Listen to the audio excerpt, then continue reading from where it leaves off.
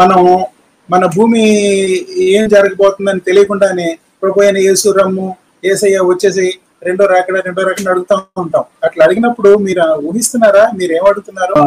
బెటరెంట్ అసలు మనసులో ఎప్పుడు కూడా రెండవ ప్రపంచ యుద్ధం జరిగిపోయి బయటకు వచ్చిన తర్వాత మూడో ప్రపంచ యుద్ధం వస్తుంది అని చెప్పి దాని మీదే ఆయన మనసు అంతా పెట్టుకున్నాడు. కాన్స్టాంటినోపిల్ అనే పట్టణాన్ని పట్టుకున్న తర్వాత అక్కడున్న స్కాలర్స్ అందరూ కూడా యూరోప్ లోకి వలస వెళ్ళిపోయి అక్కడ రెనైజాన్స్ అనే ఒక మహోత్కృష్టమైన ఒక ఉద్యమం జరిగింది. సాంస్కృతిక పునరుజ్జీవనం. ఆధునిక భౌతిక శాస్త్రానికి పునాదులు వేసింది లార్డ్ కెల్వినే. ఈ కెల్విన్ ఏమనేవాడంటే గాలి కన్నా ఎక్కువ బరువు ఉన్న ఒక ఎగిరే యంత్రం అనేది అసాధ్యం. గాలిలో ఎగిరే యంత్రం మానవుడు ఎప్పటికీ కూడా కనిపెట్టలేడు. అది అసలు ఫిజిక్స్ ప్రకారం అది అసాధ్యం అన్నారు. ఈ రోజున మనం మరి ఎన్ని రకాలుగా గాలిలో హెలికాప్టర్లు, రకరకాల విషయాల్లో గాలిలో ఎగురుతున్నాం. 2100 నాటికి ఆస్ట్రేలియా, అమెరికా, ఉత్తర అమెరికా, పశ్చిమ అమెరికాలో ఉన్న కొన్ని భాగాలు అక్కడ మనుషులు ఉండటానికి ఉండదు. వాళ్ళు అవన్నీ ఖాళీ చేసేసి వేరే చోట్లకి వాళ్ళు వచ్చేస్తారు. ఆస్ట్రేలియా ఖండం ఖాళీ అయిపోవచ్చు. ఆర్కిటిక్, అంటార్కిటిక్ ఉన్న మంచు రెండు ఆ గ్లోబ్ పైన కింద కూడా ఒక ఐస్ క్యాప్స్ ఉంటాయి. ఇవి కరగటం వల్ల ఈ అదంతా మంచినీళ్ళు, ఈ మంచినీటి ప్రవాహాలు సముద్రాల్లో కలవటం వలన సముద్రపు నీటి మట్టం పెరుగుద్ది. ఇది చాలా కాలం నుంచి మనం వింటున్నాము. అది తప్పకుండా జరుగుద్ది. బుద్ధిజీవులం మనం. అది మొదటిది. రెండోది వాక్యములు ఉన్న విషయం. ఈ రెండింటిని బట్టి ఫ్యూచర్ ఎట్లా ఉంటుందో కొద్ది నిమిషాలు చెప్పి ముందుకెళ్దాం.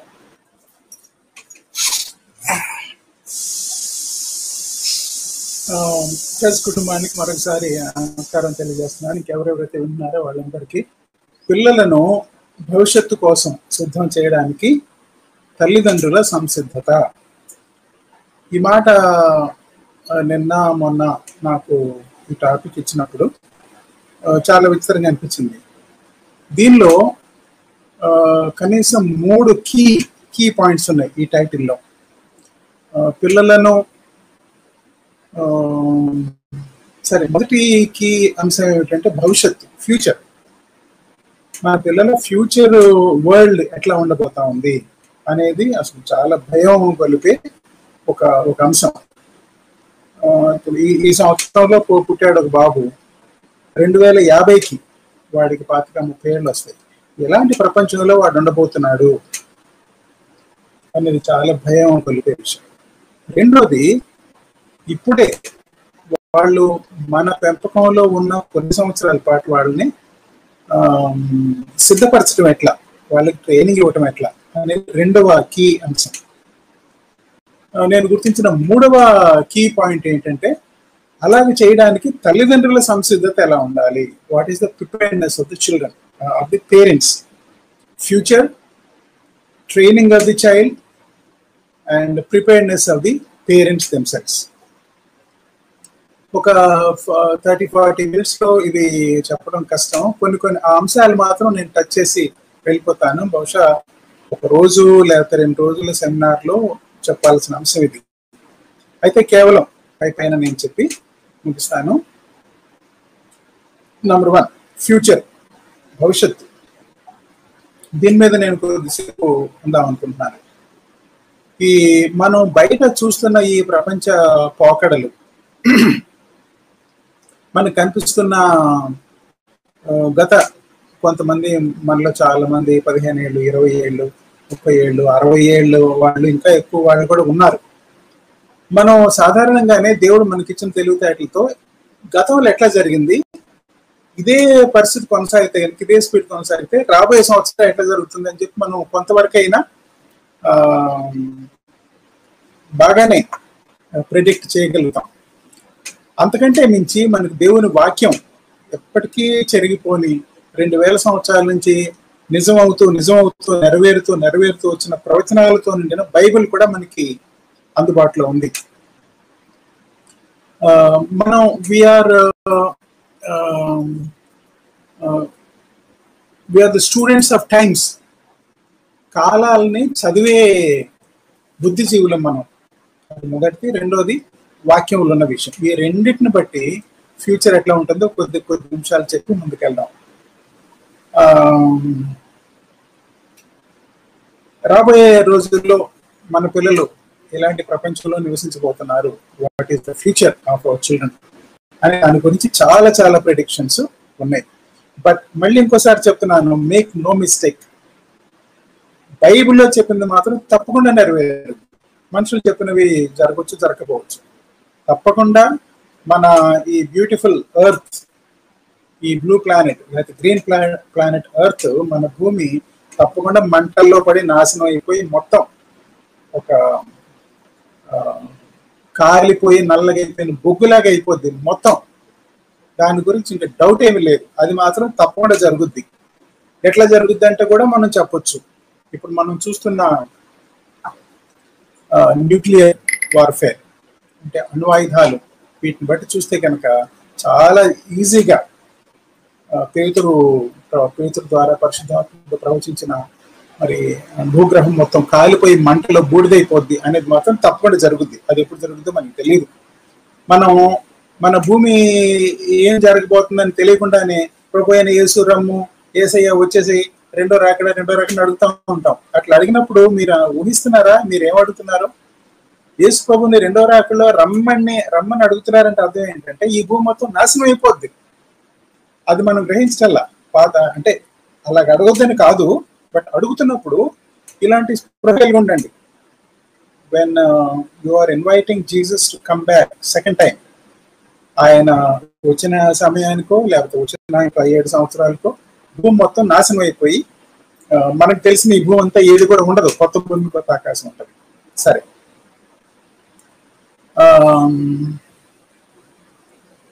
ఈ భూమి ఫ్యూచర్ ఎట్లా ఉంటది, భూగ్రహం మీద మనుషుల ఫ్యూచర్ ఎట్లా ఉంటుంది అనే దాని గురించి చాలా మంది మేధావులు మంచి మంచి పుస్తకాలు, ఆల్డస్ హక్స్లీ రాశాడు బ్రేవ్ న్యూ వరల్డ్ అనే ఒక పుస్తకం. నేను చదవలేదు. ఆల్విన్ టోఫ్లర్ అనే అతను రాసిన పుస్తకం ది ఫ్యూచర్ షాక్ అనేది చాలా సంచలనం ఆ రోజుల్లో రేకెత్తించింది. తర్వాత హాల్ లిండ్సే అనే ఆయన బైబిల్ పరంగా రాసిన the late great planet earth, ఇలాంటి కొన్ని పుస్తకాలు, ఇంకా చాలా నాకు పెద్దగా తెలీదు. ఇలాంటి పుస్తకాలు భవిష్యత్తు ఎలాగుంటాయి, అన్ని సంస్కృతుల్లోనూ ఆ సంస్కృతికి చెందిన ప్రవక్తలు, దీర్ఘదర్శులు, కాలజ్ఞానం చెప్పేవాళ్ళు తప్పకుండా ఉంటారు, సమయాలని చూసి రాసేవాళ్ళు. ఈ ప్రతి సంస్కృతిలోను, ప్రతి నాగరికతలోను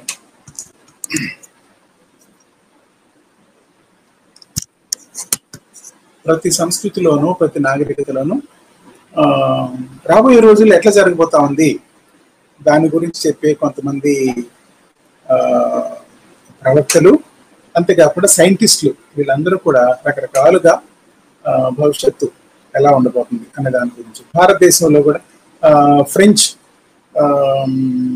ఋషి నాస్ట్రడామస్ అనే అతను చేసిన కొన్ని ప్రిడిక్షన్స్ మనకి చాలా మంది పరిచయం.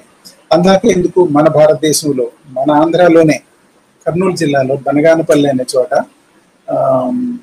మన తెలుగువాడు పోతులూరి వీరబ్రహ్మం గారని, ఆయన బనగానపల్లె, రవ్వలకొండ, యాగంటి మొదలైన ఊళ్ళలో తిరిగి చాలా కాలజ్ఞానం బోధించాడు.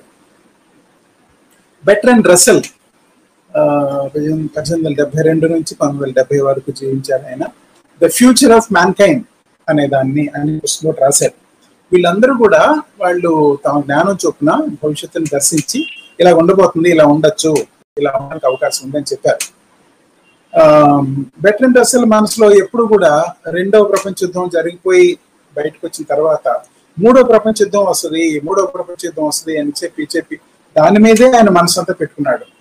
మూడో ప్రపంచ యుద్ధం కనుక వస్తే ప్రపంచం అంతా కూడా ఒక రకమైన అనాగరిక స్థితిలోకి వెళ్ళిపోతుంది. ఇలాంటి చదువులు, యూనివర్సిటీలు, పిల్లలు పుస్తకాలు పట్టుకుని స్కూల్కి వెళ్ళటాలు ఇలాంటివి ఉండవు. ఇక ఒక రకమైన ఆటవిక పరిస్థితికి వెళ్ళిపోతాయి అని బెర్ట్రాండ్ రస్సెల్ అభిప్రాయపడ్డాడు. ఎందుకు అట్లా చెప్తున్నారంటే రోమ్ సామ్రాజ్యం పతనం 6వ శతాబ్దంలో 7వ శతాబ్దంలో రోమ్ సామ్రాజ్యం పతనం అయినప్పుడు లోకం అంతా కూడా చీకటి యుగాల్లోకి వెళ్ళిపోయింది. అయితే ఆ తర్వాత కూడా బెర్ట్రాండ్ రస్సెల్ ఏం రాస్తా అంటే, ఆ తర్వాత కూడా సాంస్కృతిక పునరుజ్జీవనం జరిగి టర్కిష్ వార్లార్డ్స్ వాళ్ళు కాన్స్టాంటినోపుల్ అనే పట్టణాన్ని పట్టుకున్న తర్వాత అక్కడున్న స్కాలర్స్ అందరూ కూడా యూరోప్లోకి వలస వెళ్ళిపోయి అక్కడ రెనైజాన్స్ అనే ఒక మహోత్కృష్టమైన ఒక ఉద్యమం జరిగింది, సాంస్కృతిక పునరుజ్జీవనం. ఈ విధంగా బెర్ట్రాండ్ రస్సెల్ ఏమంటాడంటే ఇది ఒక సైకిల్ లాగా, పతనం మళ్ళీ ఉత్థానం, పతనం ఉత్థానం, పడటం లేవటం, నాగరికత ఆ విధంగా ఒక సైకిల్ లాగా ఒక వలయాకారంలో వెళ్ళిపోతా ఉంటుంది అన్నాడు. రస్సెల్ ఇంకొక దృష్టాంతాన్ని కూడా ఊహించాడు. ఒకవేళ అలాంటి మూడో ప్రపంచ యుద్ధమే కనుక వస్తే ప్రపంచం మొత్తం కూడా ఒకే ఒక ఐక్య శక్తి కింద ఐక్యం అవుతారు, ప్రపంచం మొత్తాన్ని ఒకే సెంట్రల్ లీడర్షిప్ పరిపాలిస్తుంది. బిగ్ బ్రదర్ అని ఆల్విన్ టాఫ్టర్ కూడా అదే అన్నాడు. టోటాలిటేరియన్ అంటే ఎవరికి హక్కులు నేను ఇది చేస్తాను, నేను అక్కడికి వెళ్తాను, ఇక్కడికి వెళ్తాను అనే అవకాశం ఉండదు. ఒక్క సెంట్రల్ గవర్నమెంట్ పరిపాలిస్తే ప్రపంచం మొత్తాన్ని. వాళ్ళు శక్తితో, బలంతో శక్తివంతమైన ఒక నిరంకుశ సమాజాన్ని వాళ్ళు స్థాపిస్తారు. ఇది కూడా చాలా భయానకమైన అవకాశం. మనుషులకి ఉండవలసిన స్వేచ్ఛ స్వాతంత్రాలు ఉండవు. మానవ ఉనికి యొక్క భవిష్యత్తుని ఊహించడంలో మేధావులు చాలా సార్లు పప్పులో కాలేశారు కూడా. రాయల్ సొసైటీ ఆఫ్ సైన్స్ అధ్యక్షుడు, ప్రెసిడెంట్ గా పనిచేసిన లార్డ్ కెల్విన్, ఫిజిక్స్ చదువుకున్న వాళ్ళకి కెల్విన్ పేరు బాగా తెలుస్తుంది. చాలా చాలా విషయాలు ఆయన కనిపెట్టాడు. ఆధునిక భౌతిక శాస్త్రానికి పునాదులు వేసింది లార్డ్ కెల్వినే. ఈ కెల్విన్ ఏమనేవాడంటే గాలి కన్నా ఎక్కువ బరువు ఉన్న ఒక ఎగిరే యంత్రం అనేది అసాధ్యం. గాలిలో ఎగిరే యంత్రం మానవుడు ఎప్పటికీ కూడా కనిపెట్టలేడు. అది అసలు ఫిజిక్స్ ప్రకారం అది అసాధ్యం అన్నారు. ఈ రోజున మనం మరి ఎన్ని రకాలుగా గాలిలో హెలికాప్టర్లు, రకరకాల విషయాల్లో గాలిలో ఎగురుతున్నాం. అంత గొప్ప మేధావి అసలు విమానం అనేదే కనిపెట్టడమే అసాధ్యం అని ఆయన చెప్పేశాడు.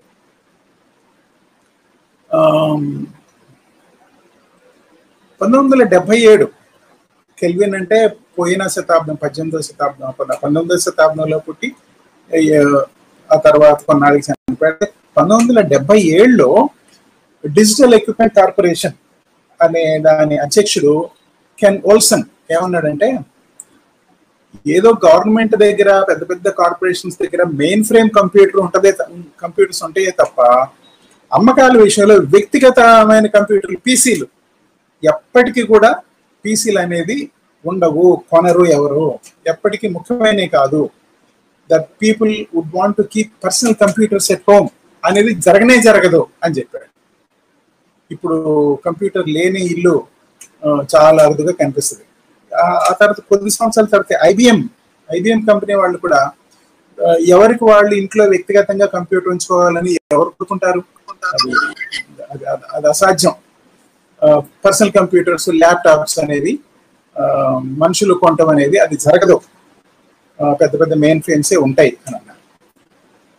ఇంకా పాపులేషన్ గ్రోత్ విషయం కూడా చూస్తే నేను ఇవాళ చూశాను.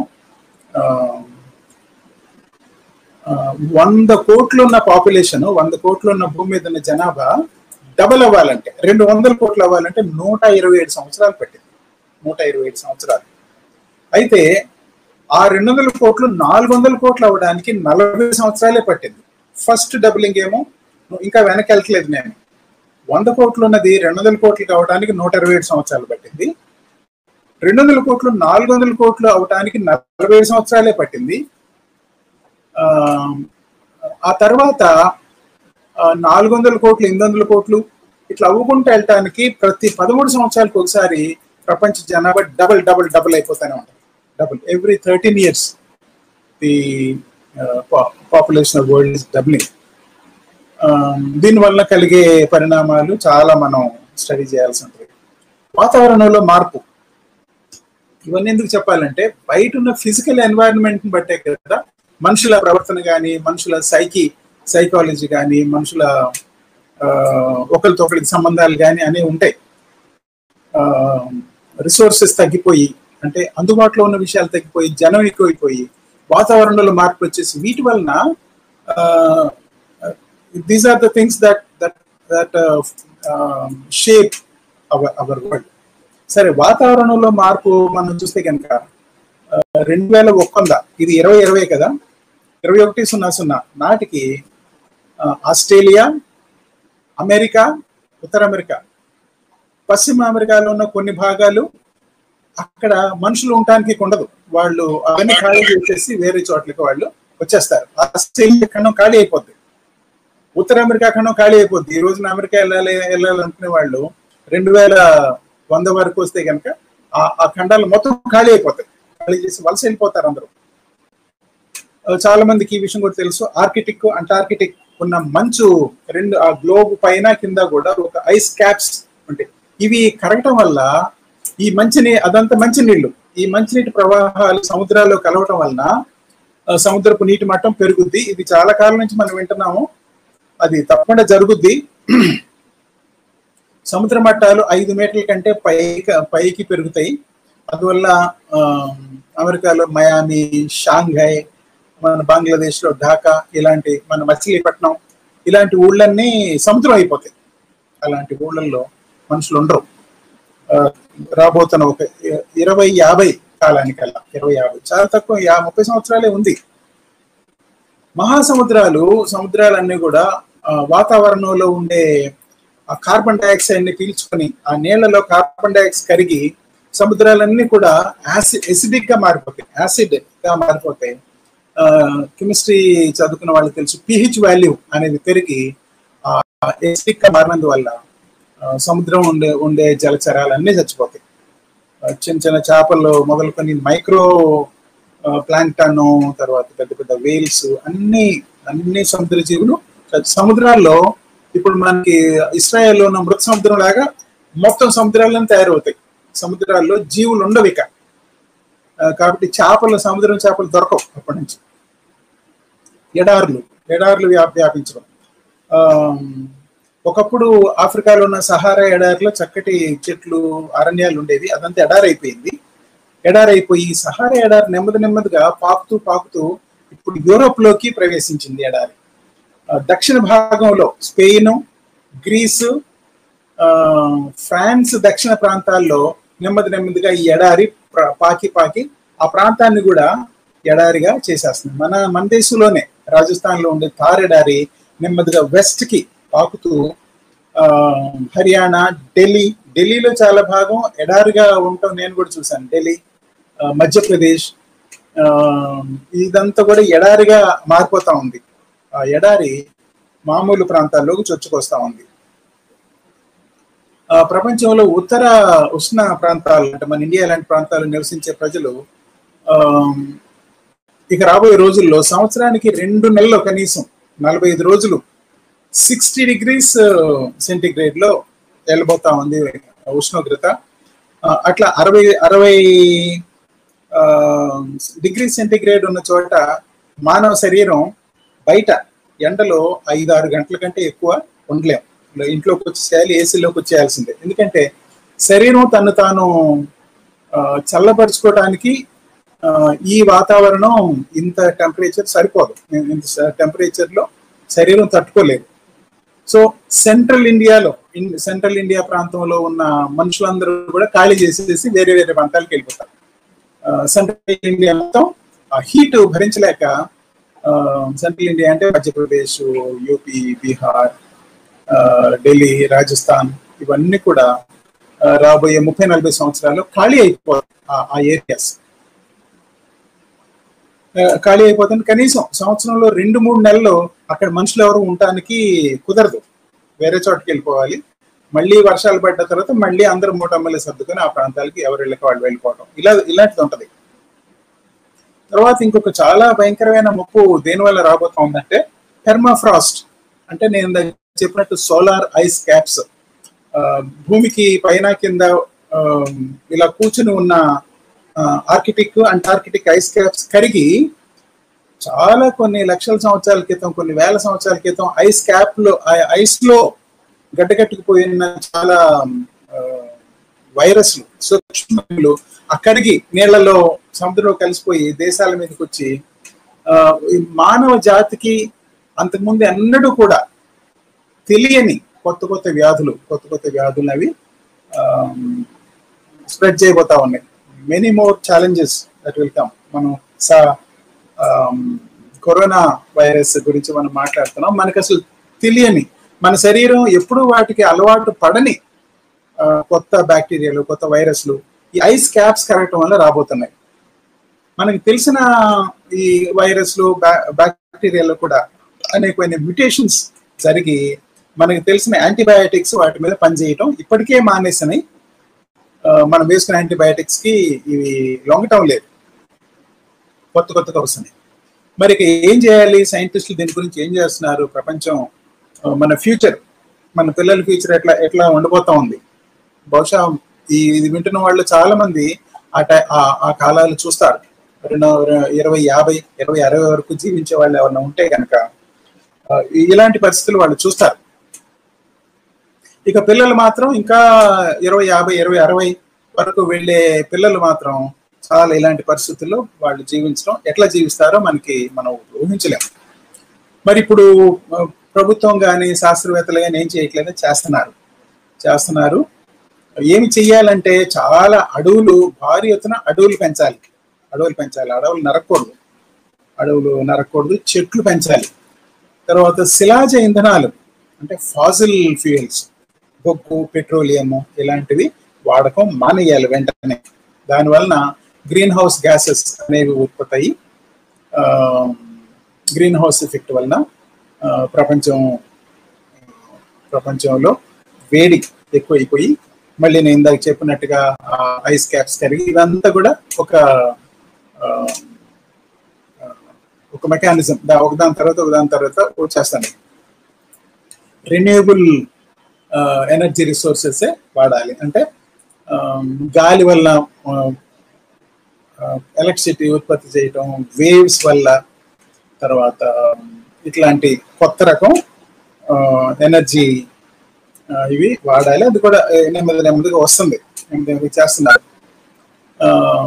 డీజిల్ తో నడిచే వాహనాలు మొత్తం 2030 కల్లా డీజిల్ తో కానీ పెట్రోల్ తో కానీ వచ్చే వాహనాలు పూర్తిగా బ్యాన్ చేసేస్తారని చెప్తున్నారు. ఆ తర్వాత కారు మ్యానుఫ్యాక్చరర్స్ కూడా డీజిల్, పెట్రోల్ వాడే కార్లు చేయరు, ఎలక్ట్రిక్ వస్తాయి. ఇప్పటికే మనం ట్రైన్స్ లో చూస్తున్నాం, చాలా ట్రైన్స్ ఎలక్ట్రిక్ ట్రైన్స్ గా అయిపోతున్నాయి. నీటిని రీసైక్లింగ్ చేయకపోతే భూమిలో తాగే నీళ్ళు అయిపోతాయి, కొన్నాళ్ళకి తాగటానికి నీళ్లు ఉండవు ఇక. అందుకని ఉన్న నీటినే మనం ఎప్పటికప్పుడు రీసైక్లింగ్ చేస్తూ ఉండాలి. రిమోట్ హెల్త్ క్లినిక్లు, రిమోట్ అంటే కంప్యూటర్ ద్వారా వైద్యం చేసుకునే విషయాలు, సామాజిక పరంగా మనం చాలా వ్యర్థాల మేనేజ్మెంట్, వేస్టేజ్ డిస్పోజల్, మన ఇంట్లో ఏ రోజుకు ఆ రోజు ఉత్పత్తి అవుతున్న వేస్టేజ్, దీన్ని ఎట్లాగా ప్లాస్టిక్ లేకపోతే ఇలాంటి బ్యాగులు, ఇవన్నీ కూడా మనం వింటూ ఉన్నవే, కానీ అవి చాలా రియల్ థ్రెట్ వీటి వల్ల. నేను ఇప్పుడు చెప్పినట్టుగా 2030 నాటికి పెట్రోలు, గ్యాస్లిన్, డీజిల్ ఆటోమొబైల్స్ ఇక ఉండవు. అది ప్రపంచంలో ప్రభుత్వాలు ఇలాంటి నిర్ణయం తీసుకున్నారు. సైకిళ్ళు ఉపయోగించడం మళ్ళీ వాడుకలోకి వస్తుంది, డ్రోన్లు వాడతారు, 3D ప్రింటింగ్ వాడతారు. ఇవన్నీ కూడా అలా జరుగుతుండగా మనకి తెలియని ఏదైనా ముప్పు వచ్చి ఏదైనా ఒకటి జరిగితే కనుక మానవ జాతి మొత్తం ఎక్స్టింక్ట్ అయిపోద్ది. చాలా జీవులు, చాలా చెట్లు, చాలా పక్షులు, చాలా జంతువులు. మనం డైనోసార్స్ గురించి మాట్లాడతాం. ఒకప్పుడు డైనోసార్స్ ప్రపంచం మొత్తం యథేచ్ఛగా సంచరించేవి, ప్రపంచాన్ని డైనోసార్స్ వెళ్ళినాయి. ఇప్పుడు మానవ జాతి ప్రపంచాన్ని వెళ్తుంది. మానవ జాతి లేకుండా పోయే అవకాశం కూడా శాస్త్రవేత్తలు ఇవన్నీ కూడా మన పిల్లలు, బాగా చిన్న పిల్లలు ఎలాంటి ప్రపంచంలో అడుగు పెట్టబోతున్నారు, దీని గురించి మనం చేయగలిగింది ఏమి ఉండదు. అయినప్పటికీ ఎలాంటి ప్రపంచం రాబోయే రోజుల్లో ఉండబోతుంది అని టాపిక్ లో ఫ్యూచర్ అనే మాట వాడారు కాబట్టి ఇవి చెప్పక తప్పటం లేదు. ప్రస్తుతం ఉన్న ఈ మానవ జాతి స్పీషీస్ హోమోసాపియన్స్ అనే ఈ స్పీషీస్ మొత్తం అంతరించిపోయి ఒక కొత్త రకం మనిషి వస్తాడు, సూపర్ మ్యాన్, కొత్త రకం స్పీషీస్, హోమోసాపియన్స్ కాకుండా ఇంకొక అలాంటి వస్తాడని కూడా ఇక కెరియర్స్ విషయానికి వస్తే ఇప్పటికే మనకి తెలిసిపోతుంది, ఎక్స్పర్ట్లు చెప్తున్నారు, రాబోయే 10-15 సంవత్సరాల్లో 3 రంగాల్లో ఎక్కువ జాబులు ఉంటాయి.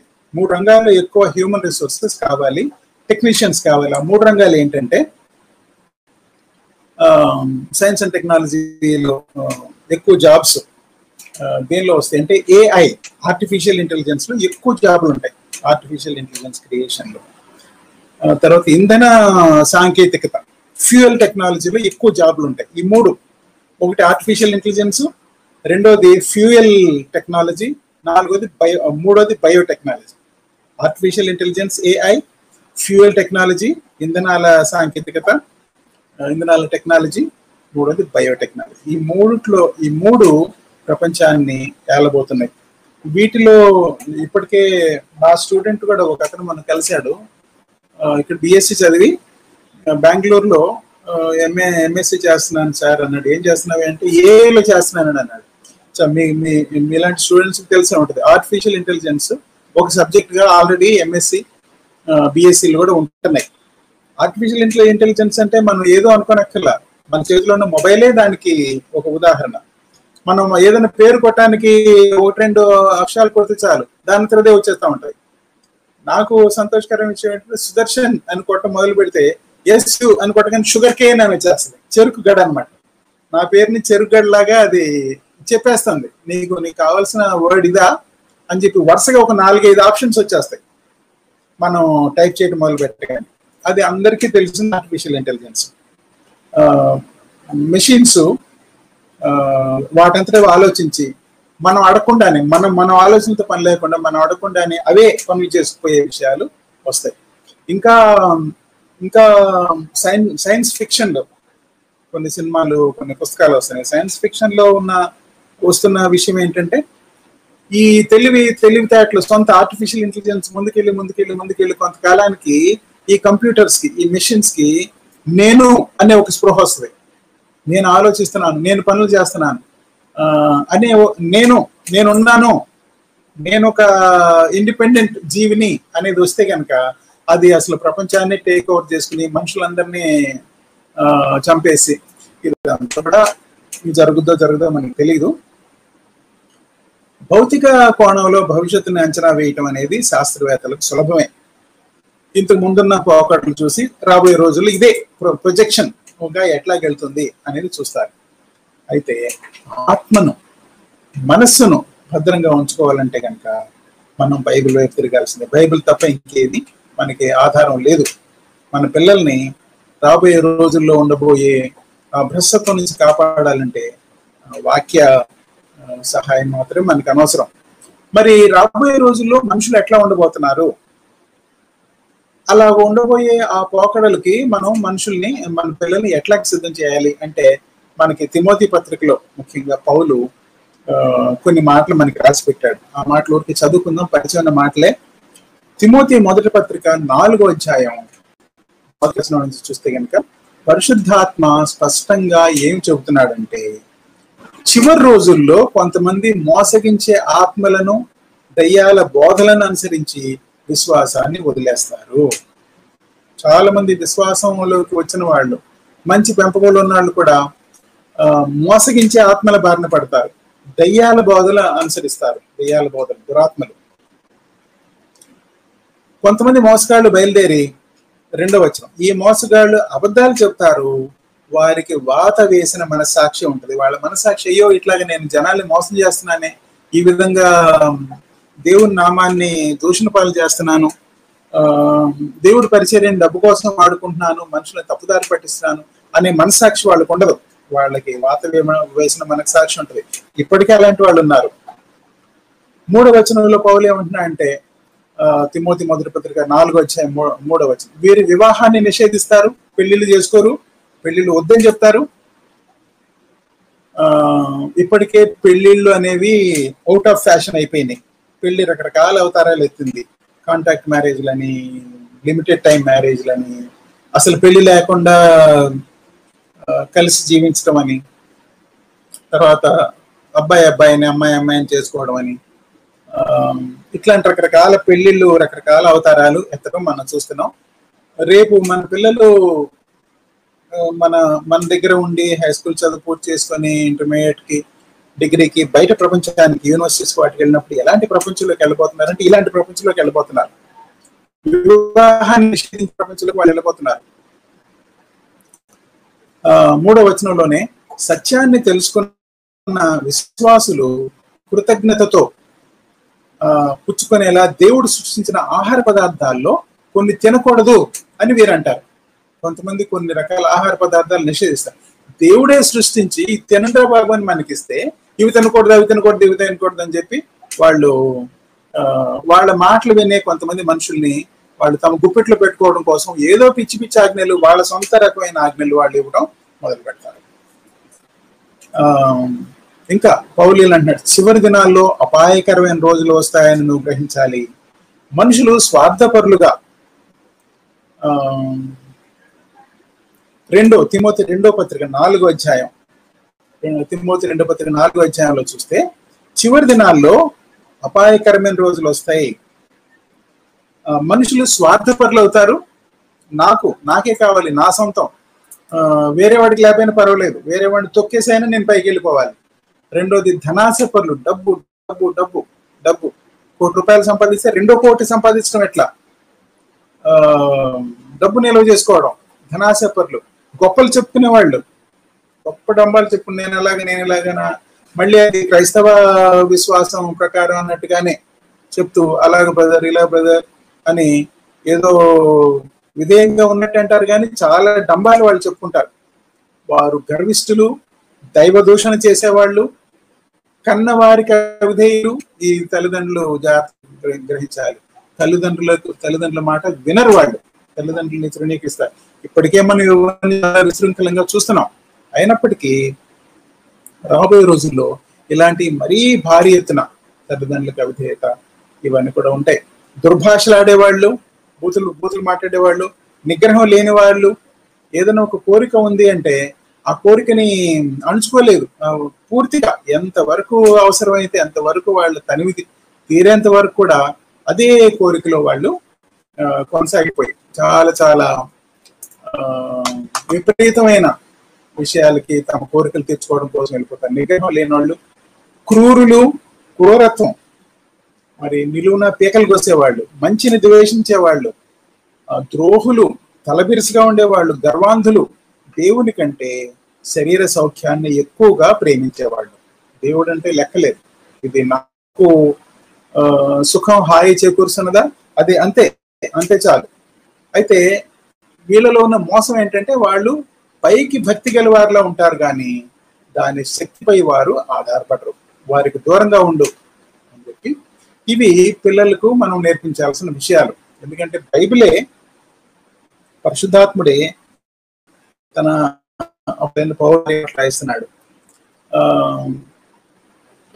ప్రజలు తిమోతి 2వ పత్రిక 3వ అధ్యాయం 2వ వచనంలో ప్రజలు తమను తాము ప్రేమించుకునేవాళ్ళు. Your first love is yourself. ఎవరిని నువ్వు దేవుడిని ప్రేమించు, తల్లిదండ్రులు ప్రేమించు, సాటి మనిషిని ప్రేమించు, నువ్వు ప్రేమించుకుంటావు. నీకేది బాగుంటే అదే నువ్వు చేస్తావు. డబ్బును ప్రేమిస్తారు, గర్వంగా అహంకారంగా దుర్భాషిస్తారు, తల్లిదండ్రులకు అవిధేయులై ఉంటారు, కృతజ్ఞత లేని వారుగా ఉంటారు, అపవిత్రులు అవుతారు. అందుకనే పౌలు తిమోతి 2వ పత్రిక 3:1 చివరి రోజుల్లో కష్ట సమయాలు వస్తాయి, ఆఖరి రోజుల్లో చాలా కష్ట సమయం. ఈ మెసేజ్ ఇవ్వటం నాకు చాలా కష్టంగా ఉంది. ఎందుకంటే మా ఇంట్లోనే చాలా మంది ఈ సంవత్సరంలోనే చాలా మంది పిల్లలు పుట్టారు. నాకే ఒకడు పుట్టాడు, వాడు ఇప్పుడు 4వ నెల 5వ నెల. వీళ్ళంతా ఇలాంటి ప్రపంచంలోకి వెళ్ళబోతున్నారు. ఎట్లా అప్పటికి మనం ఎవరు ఉండం. వాళ్ళు ఏ విధంగా ఈ ప్రపంచంలో నెగ్గుకు రాగలుగుతారు, దేవుడికి నమ్మకంగా ఎలా ఉండగలుగుతారు అనేది చాలా ఇబ్బందిగా ఉంది నాకు కూడా.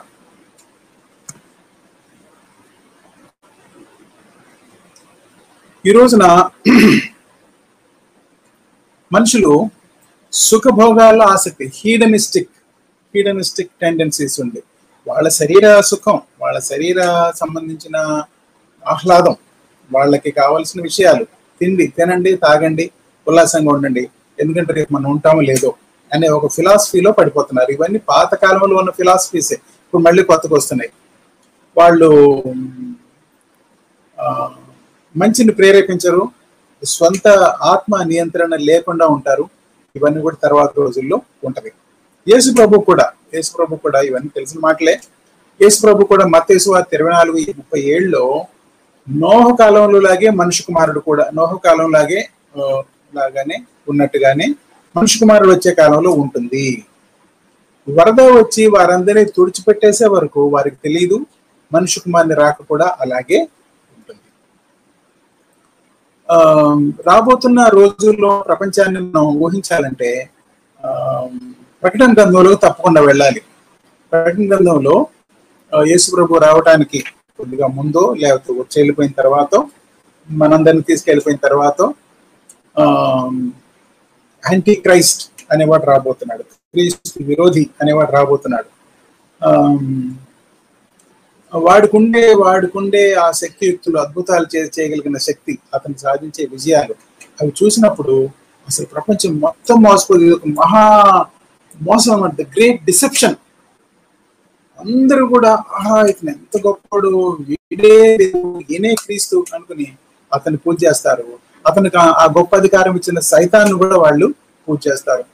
ఆ మృగానికి అధికారం ఇచ్చిన వారంతా మహాసర్పానికి, ఘట సర్పానికి కూడా పూజలు చేశారు.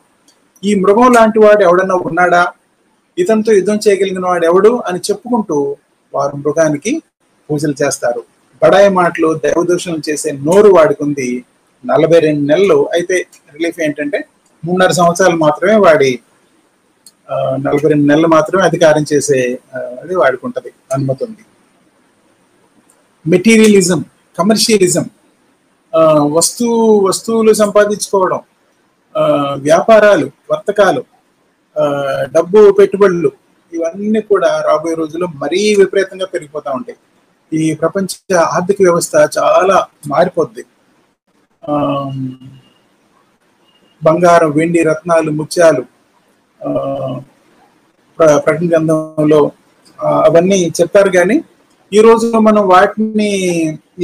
మనం అన్వయించుకుంటే కనుక స్థలాలు కొంటాలు, ఇల్లు కట్టించుకోవడాలు, కంప్యూటర్లు, బంగారం, కరెన్సీ, ఇలాంటివన్నిటి కోసం వెంపర్లాడేవాళ్ళు, దేవుణ్ణి దూషించేవాళ్ళు, దేవుణ్ణి పక్కన పెట్టేవాళ్ళు, ఇతరులను దోచుకునేవాళ్ళు, ఇలాంటి వాళ్ళంతా ఉంటారు.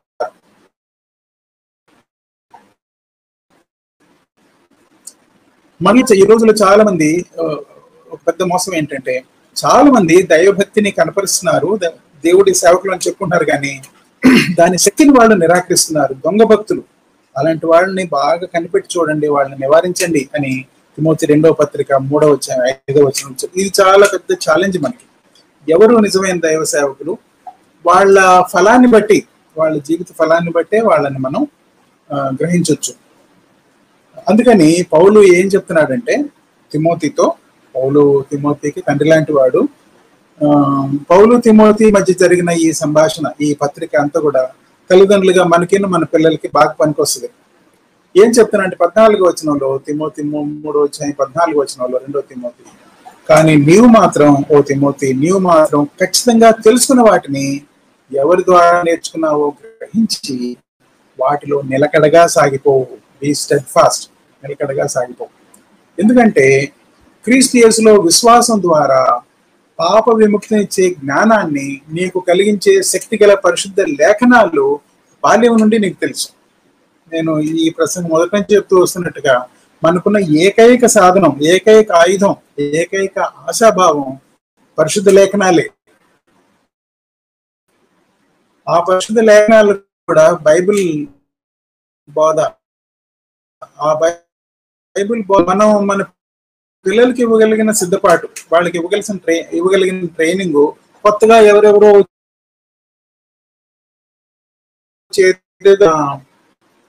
రెమెడీ, ఎప్పటి నుంచో ఉన్న ఉపాయమే మనకి. అదేంటంటే బైబిల్. ఆ బైబిల్ కూడా చిన్నప్పటి నుంచి మనం వాళ్ళకి నేర్పించడం. బాల్యం నుంచి నీకు తెలుసు కనుక దానిలో నిలకడగా ఉండు. ఎందుకంటే బైబిల్ ఒక్కటే, అప్పటికి ఇప్పటికీ కూడా దేవుడు తన ఊపిరితో, గాడ్ బ్రీత్డ్ స్క్రిప్చర్స్, అది బోధనకు, మందలించడానికి, దిద్దుబాటుకు, ధర్మం విషయంలో శిక్షణ ఇవ్వటానికి, దేవుని మనిషి సంపూర్ణంగా ఉండటానికి, ప్రతి మంచి పనికి సన్నద్ధం చేయటానికి దేవుని లేఖనాలే మనకి గతి, దేవుని లేఖనాలే మనకి ఆధారం. ఇలాంటి విషయాలు ఖచ్చితంగా నువ్వు చిన్నప్పటి నుంచి నేర్చుకున్నావు కాబట్టి పౌలు అంటున్నాడు తిమోతితో, చిన్నప్పటి నుంచి నేర్చుకున్నావు కాబట్టి వీటిలో నిలకడగా సాగిపో. మరి ఏదో వండర్ క్యూరు, ఏదో అద్భుతం ఎక్కడి నుంచో తీసుకొచ్చి కొత్త విషయాలు చెప్పాలనుకోబాకండి. వాక్యంలో పౌలు తిమోతికి చెప్పిన విషయమే వాక్యంలో మనకున్న ఒకే ఒక సాధనం. అదేంటంటే బైబిల్ గ్రంథం మీద ఆధారపడాలి మనం. ఆ బైబిల్ గ్రంథాన్ని చిన్నప్పటి నుంచి మన పిల్లలకి నేర్పించాలి. సామెత 22:6 కూడా ఉంది కదా, పసివాడు నడవవలసిన దారి ఏదో వాడికి నేర్పించు, వయసు పైబడిన వాడు అందులో నుంచి తొలగి. చివరిలో మనం ఏ విధంగా పిల్లలకి ఇవి నేర్పించాలి అనేది ఆలోచిస్తున్నప్పుడు నేను సామెతల గ్రంథంలో నా కుమారుడా వచనాలు కొన్ని ఉన్నాయి. మై సన్ అని చెప్పే వచనాలు కొన్ని నేను తీసి ఇక్కడ డెస్క్టాప్ మీద పెట్టుకున్నా. మొదటి అధ్యాయం 8వ వచనం, కుమారా నీ తండ్రి చెప్పే సద్బోధ విను, నీ తల్లి చెప్పే మాటలు నిర్లక్ష్యం చేయొద్దు. చిన్నపిల్లలకి కూర్చోబెట్టి సద్బోధ చేయాలి. ఒళ్ళో కూర్చోబెట్టుకుని తల్లి దేవుని మాటలు చెప్పాలి. పిల్లాడికి మనం చెప్పాల్సిన విషయం ఏంటంటే 10వ వచనం 1:10, దుష్టులు నిన్ను ప్రేరేపిస్తే అంగీకరించవద్దు, కుమారా నువ్వు వాళ్ళు నడిచే దారిలో వెళ్ళవద్దు. మనం ఎంత బాగా పెంచినప్పటికీ స్కూల్లోకి వెళ్ళినప్పుడు, కాలేజీలకి, యూనివర్సిటీకి వెళ్ళినప్పుడు దుర్మార్గులైన స్నేహితులు తగులుతారు. వాళ్లతో కలవద్దు, వాళ్ళ ఆలోచనలో నువ్వు ఏకీభవించొద్దు అనేది వీళ్ళకి బాగా అర్థమయ్యేటట్టుగా మనం చేయాలి. 2వ అధ్యాయం 1వ వచనంలో, నీవు నా మాటలు అంగీకరించి నా ఆజ్ఞలు నీ మనసులో ఉంచుకుంటే దేవుణ్ణి గూర్చిన వివేచన నీకు కలుగుతుంది. ఎప్పుడు కూడా నేను దేవుని బిడ్డను, నేను క్రైస్తవ బాలుణ్ణి, క్రైస్తవ యువకుణ్ణి అనే ఒక వివేచన, అనే ఒక జ్ఞానం ఉండాలి. 3వ అధ్యాయం 1వ వచనంలో, కుమారా నేను బోధించే ఉపదేశాన్ని మనసులో ఉంచుకో, నేను బోధించే ఆజ్ఞలు హృదయపూర్వకంగా ఆచరించు. హోల్ హార్టెడ్ డివోషన్ తల్లిదండ్రులు నేర్పించిన బైబిల్ వాక్యం విషయంలో ఉండాలి. చాలాసార్లు మన కుర్రాళ్ళు, యువకులు, మన పిల్లలు బయటికి వెళ్ళి చేసే దానికి మాటికి మనం నేర్పించిన బోధ అడ్డొస్తా ఉంటది. 11వ వచనంలో, కుమారా యెహోవా బోధను తిరస్కరించవద్దు, ఆయన గద్దించినప్పుడు విసుగు తెచ్చుకోవద్దు. విధేయత, వాక్యానికి విధేయత వాళ్ళకి నేర్పించాలి. ఎందుకంటే 12వ వచనంలో, ఒక తండ్రి తన ప్రియమైన కొడుకుని ఏ విధంగా గద్దిస్తాడో అలాగే యెహోవా తాను ప్రేమించే వాళ్ళను గద్దిస్తాడు. ఇట్లా చాలా విషయాలు ఉన్నాయి అక్కడ. ఆ వచనాలన్నిట్లోనూ జ్ఞాన వివేకాలు కావాలంటే ఇది మన వాళ్ళు మీకు ఇదంతా కూడా మీకు పంపిస్తారు. ఈ రిఫరెన్సెస్ అన్ని కూడా నేను పైపైన చెప్పుకుంటే, జ్ఞాన వివేకాలు, నడిచే మార్గాలు, మాటలు విని వాటి ప్రకారం నడుచుకోవడం, నీతి బోధలు, తర్వాత నేను బోధించే జ్ఞానవాక్కులు, నేను చెప్పే బోధ, నేను చెప్పే ఉపదేశం. తర్వాత 5వ అధ్యాయం 20వ వచనంలో, కుమారా నువ్వు ఎందుకు వ్యభిచారిని వల్ల పడిపోతావు, ఆమె రొమ్మును ఎందుకు కౌగిలించుకుంటావు. ఇలాంటి లైంగిక శోధన, స్త్రీల విషయాల్లో ఉండే శోధనలో పడకుండా ముందు నుంచే మనం చక్కటి పునాదిలో వాళ్ళని పెంచాలి. తండ్రి బోధించే ఆజ్ఞలు పాటించు, వాటిని మెడకు ఒక దండలాగా కట్టుకో. తండ్రి క్రమశిక్షణకు లోబడే కుమారుడు వివేకం గలవాడు. కుమార బుద్ధి చెప్పే మాటలు వినడం మానుకుంటే జ్ఞానవాకులకు నువ్వు దూరం అయిపోతావు. ఇవన్నీ కూడా వరుసగా చాలా రిఫరెన్స్లు. నేను దాదాపు ఒక 30-40 వరకు నా కుమారుడా అని జ్ఞాని అయిన సొలొమోను చెప్పిన ఈ వచనాలు 24, 26 తల్లి ఏ విధంగా చెప్తుంది. కుమారా నేనేమంటాను, 31వ అధ్యాయం 22వ వచనం, కుమారా నేనేమంటాను, నేను కన్న కుమారా నేనేమంటాను, నా మొక్కులు మొక్కి కనిన కుమారా నేనేమంటాను. ఏం చెప్పాలి నీకు, ఏం చెప్పాలి, నేను కడుపారా అని 9 నెలలు మోసి నేను కన్నాను, జాగ్రత్తగా ఉండు, నీ బలాన్ని స్త్రీలకి ఎక్కువ అని చెప్తున్నాడు. పిల్లలకు మనం ఇవ్వాల్సిన ఇన్స్ట్రక్షన్స్ చాలా ఉన్నాయి. ఒకటే ఒక నాకు తోచిన విషయం ఏంటంటే keep on communicating, keep on telling. ఒక్క ఛాన్స్ కూడా మిస్ అవ్వద్దు. పిల్లలకి ఏదైనా చెప్పగలిగే అవకాశం ఒక్క ఛాన్స్ కూడా మిస్ అవ్వద్దు. తప్పకుండా ప్రతిరోజు కుటుంబ ప్రార్థనలో కూర్చొని ఎప్పుడు వీలైతే అప్పుడు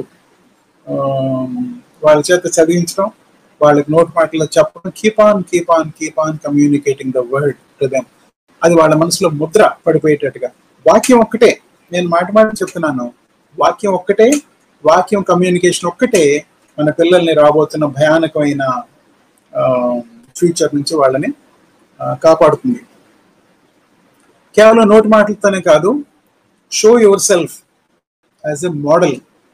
మనం చెప్పే మాటలకి మనమే ఒక మోడల్గా కనిపించాలి. మనం చేస్తున్నదే చెప్పాలి, వాక్యానుసారమైన మనలో కనిపించాలి. దీన్ని మనం వాక్యానుసారంగా మన పిల్లలకి చెప్తున్నప్పుడు వాళ్ళు దీన్ని ఇంకా స్పష్టంగా వాళ్ళు గుర్తిస్తారు. వాళ్ళు ఇదేంటి మా నాన్న ఇట్లా చేస్తున్నాడు, ఈ మాటలు చెప్తున్నాడు అనే విషయాలు రాకూడదు. రెండోది, ఇంట్లో ఇలాంటి క్రైస్తవ